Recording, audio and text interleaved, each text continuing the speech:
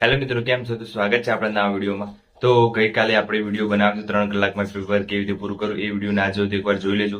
જેટલા પણ નવા વિદ્યાર્થીઓ પહેલી વાર એક્ઝામ આપે છે, જેમણે 12મું પાસ કરીને ડાયરેક્ટ ફોર્મ ભર્યું છે, પોલીસ કોન્સ્ટેબલ પાસ થયા છે અને આ ભરતીમાં પાસ થવું છે, તો એકવાર ખાસ આ બે વિડીયો જોઈ લેજો. શરૂઆતના જે પહેલા છે આપણા યુટ્યુબ ચેનલ પર છે. અને એક વસ્તુ ધ્યાન રાખજો કે જો એક્ઝામ આપવા જાઓ છો તો અત્યારે બધા 2-3 દિવસથી ક્વેશ્ચનો આ બધાના બહુ કોમેન્ટ આવે છે કે હવે વાંચવાનું મન નથી થતું અને શું વાંચવું જોઈએ એ બધું. તો એક વસ્તુ યાદ રાખો કે વાંચવાનું મન ના થાય તો એ વસ્તુ ધ્યાન રાખો કે ભરતી ક્યારે આવે છે એટલું ધ્યાન રાખવાનું કે 2021માં પડી હતી, એનું બધું થતા થતા 22 પૂરું થયું, બરાબર. તો 21-22 થઈ ગયા વર્ષ, પછી અત્યારે સીધી આવી છે 24-25, બરાબર. એટલે 2-2 વર્ષનો ગેપ થઈ જાય છે. તો ભરતીને ક્લિયર કરવાનું ટાર્ગેટ રાખો. આપણે બીજું કોઈ વિચાર ના રાખો. ભરતી વાર નથી આવતી પોલીસની, અને પોલીસ બનવું હોય તો તમારે એક વસ્તુ ધ્યાન રાખવાની કે હવે મોકો મળ્યો છે તેને છોડવાનું થતું નથી. તો પહેલી વાર જેટલા પણ એક્ઝામ આપે છે એ બધા ખાસ ધ્યાન રાખો કે સારી પેન લઈ જવી, પછી જે વાંચ્યું છે એને યાદ રાખી અને કોઈ ખોટા વિચારો કર્યા વગર બસ આપણે એક જ ધ્યેય રાખવાનું કે આપણે એક્ઝામ આપવા આવ્યા છે તો એક્ઝામમાં ક્વોલિફાય થવાનું છે. તો એ રીતના આપણે પેપર શાંતિપૂર્વક, આપણે કોઈ બી હળબડાટ કરવાનું નથી. જો તમે ગભરાઈ જશો કે મને નહીં આવડે આમ તેમ, તો તમારું જે પેપરમાં જે કોન્ફિડન્સ લેવલ છે એ ઓછો થઈ જશે અને પછી તમે ગભરાઈ જશો તો જે આવડતું હશે એ પણ ભૂલી જશો. ઘણી વખત આવું થતું હોય છે બધા જોડે કે આવડતું હોય તો પણ ખોટો ટીક થઈ જાય, ખોટા એમસીક્યુ ટીક થઈ જાય તો એના પછી માઇનસ થઈ જાય અને પછી આપણે માર્ક્સ ના આવે. તો એવું થતું હોય છે. એટલા માટે ખાસ ધ્યાન રાખવાનું, આપણે કોઈ બી હળબડાટ નહીં કરવાની. એક્ઝામ આપવા જાઓ છો તો એક વસ્તુ યાદ રાખવાનું કે કોઈના જોડે વાતચીત નહીં કરવાની. આજુબાજુમાં ત્યાં કેટલું તૈયાર કર્યું, આ પૂછાશે, આમ નહીં પૂછાય, એવું બધું બહુ બધા વાતો કરતા હોય છે. કોઈના જોડે ડિસ્કસ નહીં કરવાનું. શાંતિથી હોલમાં જઈ અને બેસી જવાનું. અને આપણે છે એ એકદમ વર્કમાં પણ કોઈના જોડે વાત નહીં કરવાની કે મેથ્સ આવડે છે તને કે નથી આવડતું. ચોખ્ખું એમ જ કહી દેવાનું કે મને નથી આવડતું, કશું નથી આવડતું, મેં તૈયારી નથી કરી. જો તૈયારી કરી હોય તો પણ ના જ પાડવાની, તૈયારી નથી કરી. આ બધી વાત એટલા માટે કે તમે પછી ગભરાઈ જશો ને ખોટા વિચારો કરશો, જે આવડતું હોય એ પણ ભૂલી જાય, એટલા માટે વાત છે. બીજું કે પેન છે એ થોડી જાડા પોઈન્ટ વાળી લઈ જજો. અને આ બધી બાબત એટલા માટે ધ્યાન રાખવા જેવી છે કે એક્ઝામમાં ઘણા ખરા 2 રૂપિયા વાળી 3 રૂપિયા વાળી પેન લઈ જાય છે અને પછી ટાઈમ ખૂટતો હોય છે અને જે માર્કશીટ હોય છે એ આખી બગડી જતી હોય છે. તો બને ત્યાં સુધી જાડા પોઈન્ટ વાળી છે એ પેન લઈ જવાની.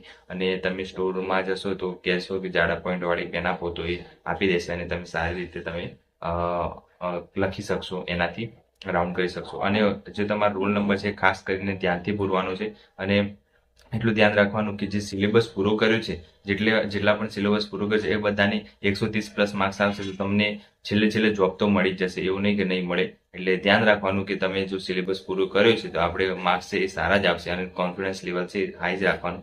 છેલ્લે ગમે તે કરીને SRPF ની જે જોબ છે એમાં તો જોબ તમારે લાગી જશે. એટલે મહેનત કરી છે ક્યાં પાછી નહીં પડે. અને અડધા એમ કહેતા હોય છે કે મેં 50% જ મહેનત કરી છે. તો તમે જેટલી મહેનત કરી હશે એટલા માર્ક્સ તો તમારા આવશે જ. નહીં રાખવાનું કે નહીં આવે. તો જો પેપર છે કદાચ CC જેવું આવશે તો સમજી લેવાનું કે આપણે માર્ક્સ બધાના સારા જ આવશે. અને જો PSI જેવું એ આવશે તો PSI જેવું જ આવશે મારા ખ્યાલથી. એટલું બધું હાર્ડ પણ નહીં આવે અને એટલું બધું આમ સરળ પણ નહીં આવે. મીડિયમ લેવલનું હશે. જો ગણિત સરળ હશે તો થોડું પાર્ટ બી છે એ થોડું હાર્ડ હશે, પાર્ટ બી સરળ હશે તો ગણિત થોડું લેન્ધી હશે. પણ ગણિતમાં એટલું બધું હાર્ડ નહીં હોય. તમે ક્લાસ 3 ની એક્ઝામ આપતા હશો એવું જ લાગશે. અને ક્લાસ 3 માં કોઈ બી સૂત્ર હોય, કોઈ બી દાખલો હોય તો ફટાફટ ગણી શકાય એ રીતના જો વિધિન તમે 30 સેકન્ડમાં જવાબ આપી શકો એવા એક્ઝામ્પલ જ હશે, કંઈ વધારે હોય નહીં. તો ખાસ કરીને જેટલા મેં કીધા છે એટલા ચેપ્ટર ખાસ કરી દેજો ગણિત રીઝનિંગમાં, તો તમને વાંધો નહીં. બંધારણમાં કીધું છે એટલું ખાસ કરી દેજો તો બંધારણમાં પણ સારા માર્ક્સ કવર થઈ જશે.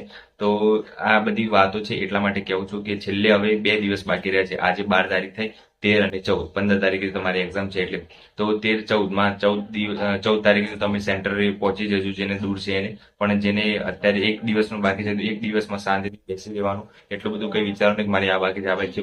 ઉપર ખાલી રિવિઝન કરી દેવાનું. આમાં નજર ફેરવી. એકવાર તમે આમાં જેટલી તમે નોટ્સ બનાવી શકો તો બુકમાં અંડરલાઈન કરી છે એ ખાલી નજર ફેરવવાની, આમાં વાંચવાની બેસવાનું. આમાં નજર ફેરવશો એટલે તમે ખાલી આઈડિયા આવશે કે હા મારે આ બાકી છે, આ ખોટી છે, આ ખોટી છે, એવી રીતના આઈડિયા આવશે. અને પછી તમે છે ઓટોમેટિક તમને એક્ઝામમાં યાદ આવશે મેં છેલ્લે નજર મારી આ ચોપડી ઉપર, આ પાના ઉપર, અહીંયા આ હતું. એ રીતના તમે એક્ઝામમાં તમે એક્ઝામ્પલ સોલ્વ કરી શકશો સરળતાથી.